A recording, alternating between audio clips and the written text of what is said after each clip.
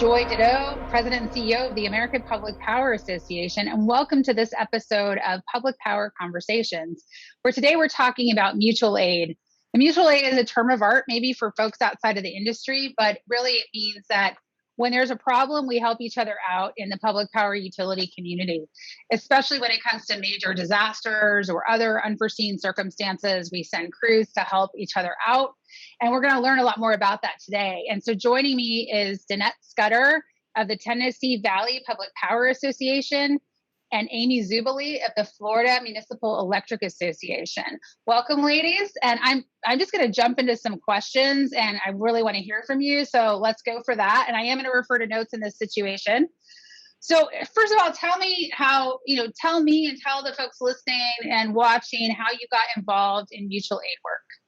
So part of FMEA's core responsibilities, we serve as a statewide trade association for Florida's 33 public power utilities. And one of our core responsibilities and primary member services is to serve as the mutual aid coordinator for all of our members. And that is both when we are in need of crews, which more than often is the case since we are so prone to hurricanes.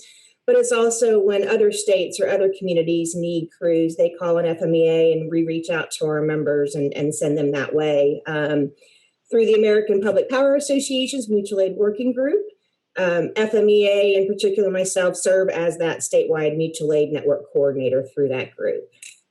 Awesome. Danette, how did you get involved?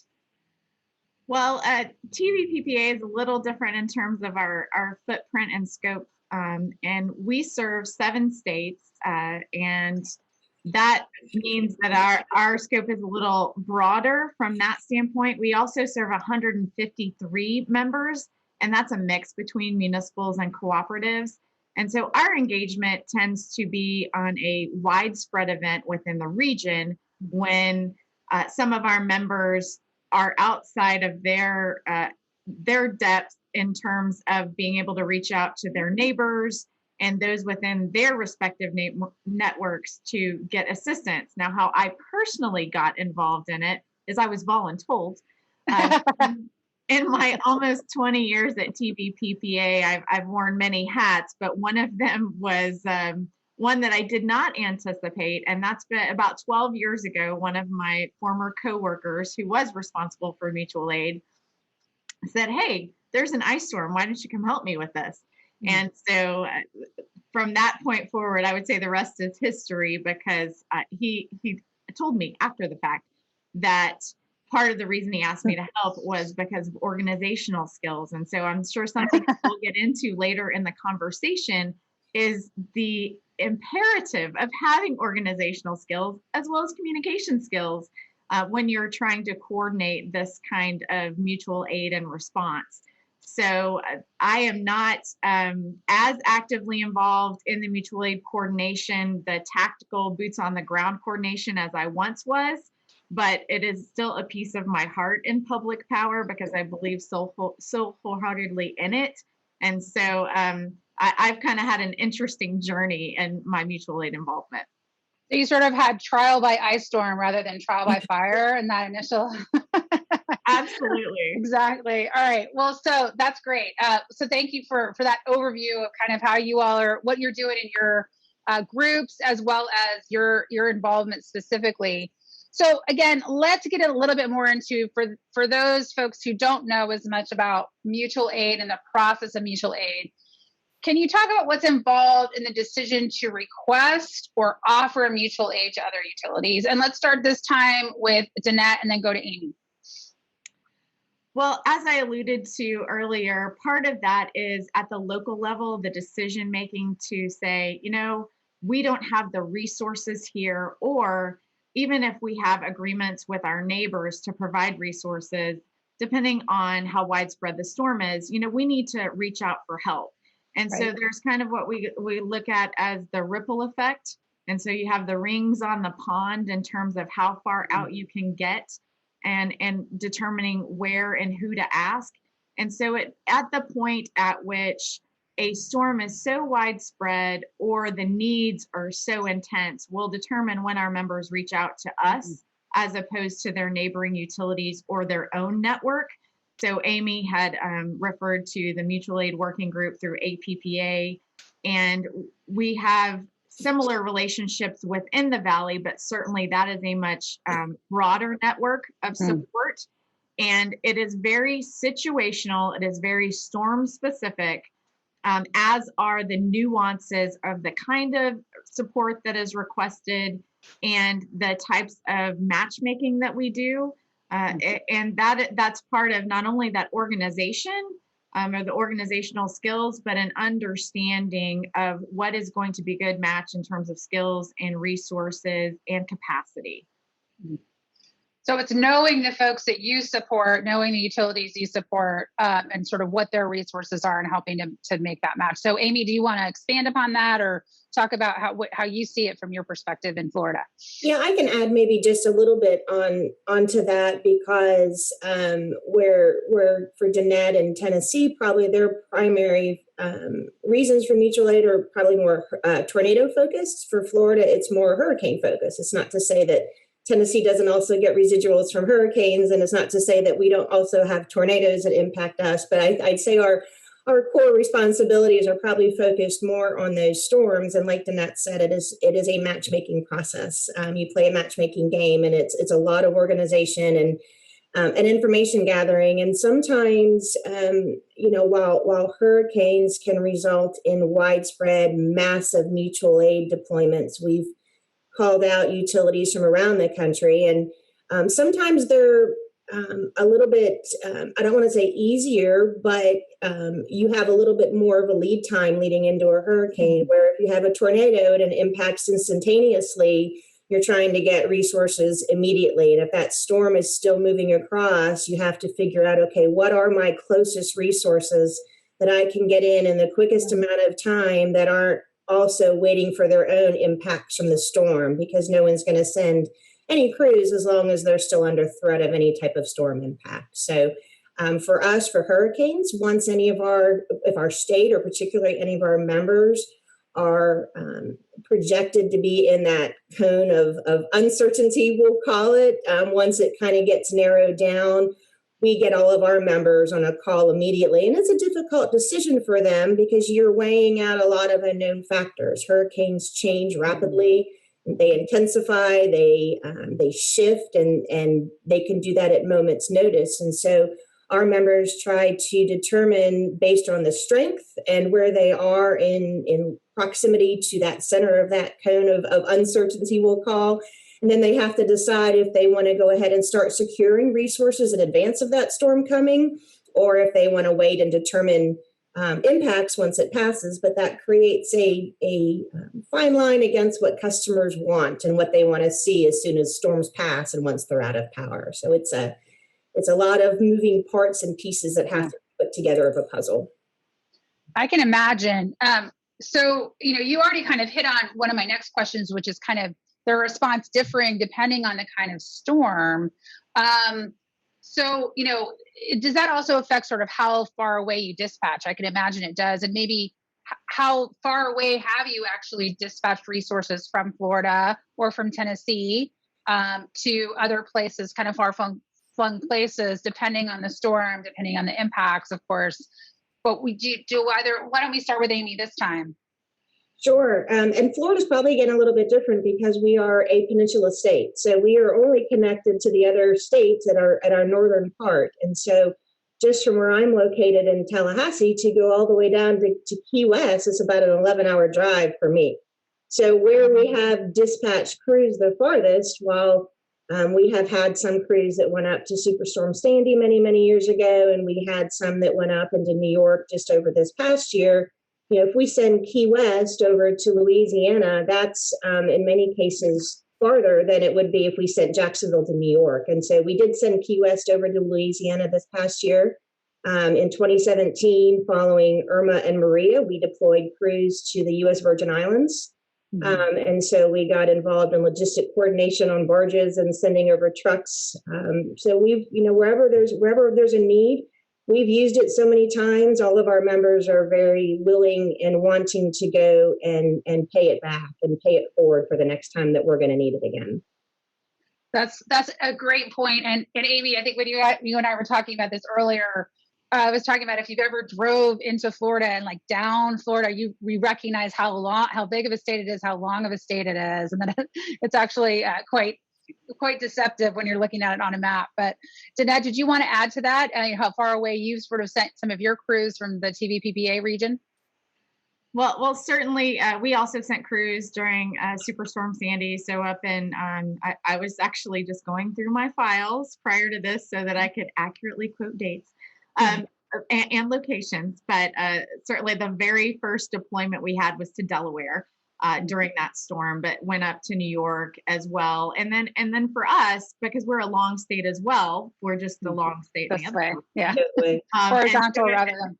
If we have our members in Northeast Tennessee, almost Virginia, and send them to Louisiana or Texas, you're still looking at a very long distance. And to kind of build on part of Amy's answer to the previous question, in terms of deciding when and where and who, and the type of storm, there are so many variables that go into that decision making. And if it's an ice storm, for example, which may be predicted, but the travel conditions are treacherous, perhaps in a larger area. And so you have to take that into account. And Amy was talking about staging. Well, if you anticipate, ice storms also change because the weather does what the weather does.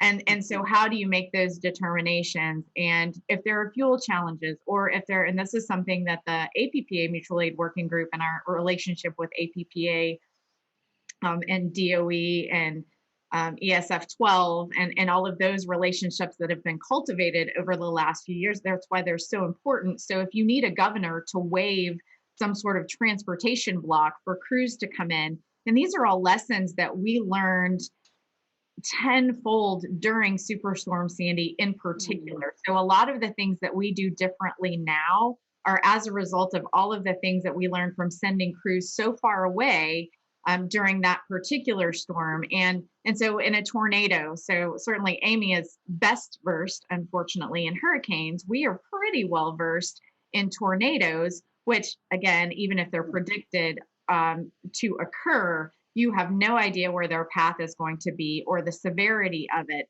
And so I cut my teeth on an ice storm, and then I had a tornado. And so all of the things that you have to take into consideration, not only in the pre-planning, but the actual execution when mutual aid is requested, make each storm unique, and all of the considerations, and even those that are willing to help. Now, what I have observed over time is that those utilities for us that maybe haven't experienced an event in years and years and years, and their plan is pretty dusty, once they are impacted and they receive the help, they are much more willing to go and help because you understand and truly appreciate the significance of the family, the community that public power represents, and that those who are coming to assist you are going to do whatever they have to do to bring your customers back. And it is just this, it's something that we as utilities don't toot our own horn enough, because we take a great deal of pride in keeping the lights on and getting them back on with not a lot of fanfare. But that is something that has been the biggest lesson learned for me as part of this process, is the significance of that partnership, that network, and that feeling of community. There's a lot. There's so much that you guys both just said in your response to this question, and I want to dig in it to a couple. We're going to wrap up pretty soon, but I want to just kind of hit on a couple of things you just said, in particular, Danette. But one is, you alluded to our partnership with the federal government, Department of Energy, and when they have they call it, it's like an emergency function, right? And so how do we partner? We've partnered with them more heavily particularly since Hurricane Sandy, Superstorm Sandy, however you want to couch it, because of some of this, these cross interstate things that the federal government could really help remove some of the barriers, right? So that's just wanted to kind of hit on that. And that's been a good partnership. And I think it also helped us in something we haven't talked about, which is the pandemic, which even though it was not traditional mutual aid, I think we called on that network a lot when when we just needed to work through some things. And then there's this broader industry network that, that we also used in responding to the pandemic, and that we also use in responding to the storms. And I think more so in recent years.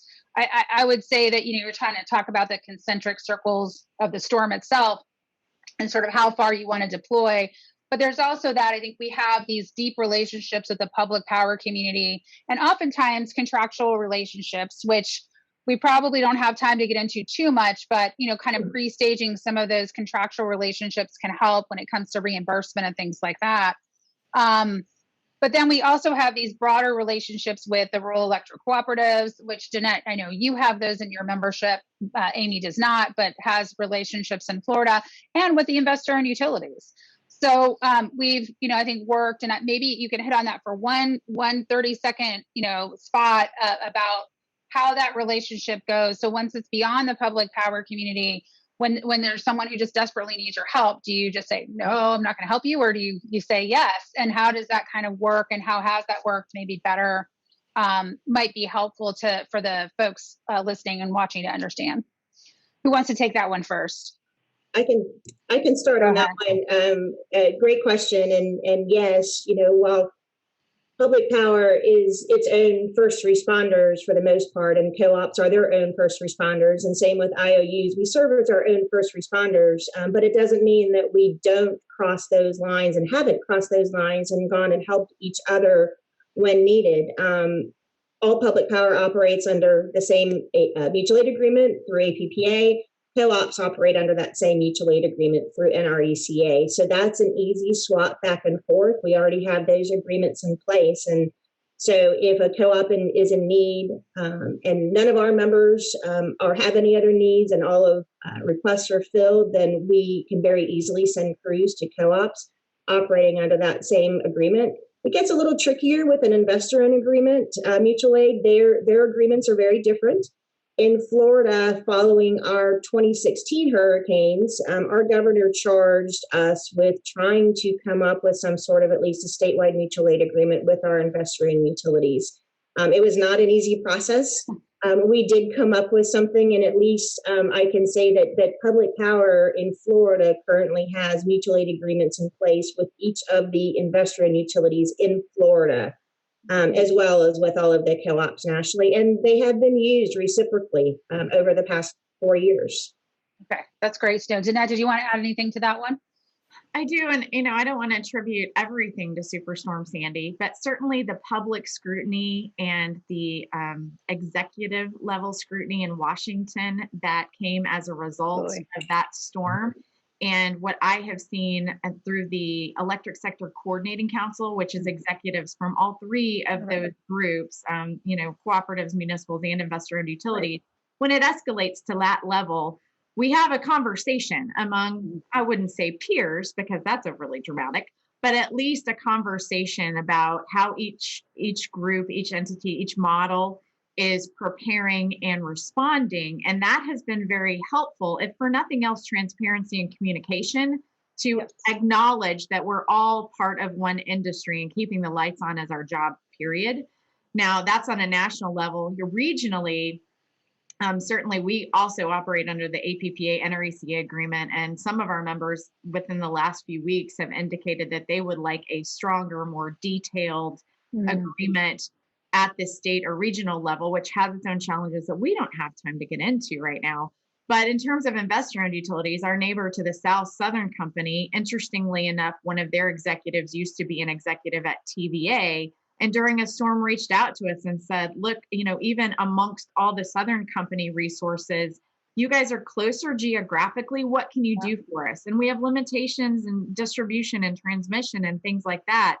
But because of these relationships that have been established, and that's what this is all about, is relationships, that eases some of the points of negotiation that we may have to come to because of those differences that Amy was alluding to between the structure and even the terminology that an investor-owned utility might have versus a municipal or a cooperative.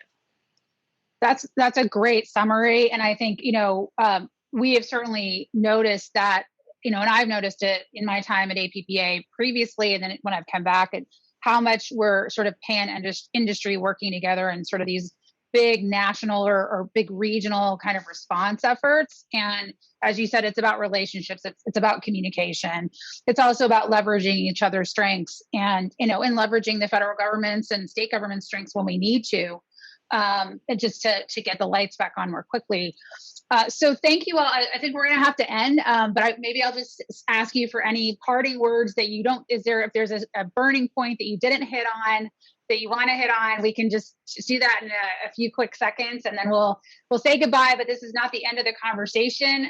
Please reach out to either of these ladies or APPA if you have additional questions. But why don't you guys have the last word? Let's go with Amy, then Danette. Thanks, Joy, and thanks for doing this. It was great to be a part of it. I would just add one last thing, and that is on the customers. The customers' expectations have changed substantially over the years, and now they require instantaneous information and constant information. And so it's so imperative when you do find yourself in a mutual aid situation that you communicate often and you communicate accurately to your customers on what's going on. Tell them about the crews that are in, tell them about your damage, show them the pictures, show them where the crews are working, and communicate that continuously. That's been a really strong lesson that we've learned. The way we communicate now with our customers versus how we did it 20 years ago is just substantially different. That is such a great point. Thanks, Amy, for mentioning that. Danette? Well, I too would thank you for the opportunity. As I'm sure you have all figured out, this is one of my passion topics, so I would talk all day on it, although no one wants that. I understand. But in addition to what Amy said about communication, I will go back to a point I made earlier about those organizations that have not been impacted yet, and perhaps their plan is dusty. And perhaps as part of the pandemic this last year, it got dusted off for different reasons. But what we discovered as a result of the pandemic in the last year is when you layer other incidents on top of natural disaster events, you really need a depth and preparedness to respond to any number of scenarios. So if you have not picked up that process manual in a while, I urge you to do that, and you may get a smile out of some of the things that are in there that are updated either from a technology or a contact or your own network standpoint. So that's just in addition to being prepared to communicate with your customers and over communicate with your customers differently, is to think internally about how to build a different team and a more resilient and lasting response plan. That is such a great point. And as I mentioned earlier, and I'll reiterate again, in the vein of communication, there are resources available to you when you're doing that dusting off, or just even if you are very savvy, but you just have a small question. These two ladies are great resources. We have folks here at APPA who can help. And just again, I don't look forward to having to do mutual aid this year. Let's have none. But in the event that there is something, we will be as prepared as we possibly can, and look forward to that preparedness. And take care and have a wonderful day, ladies.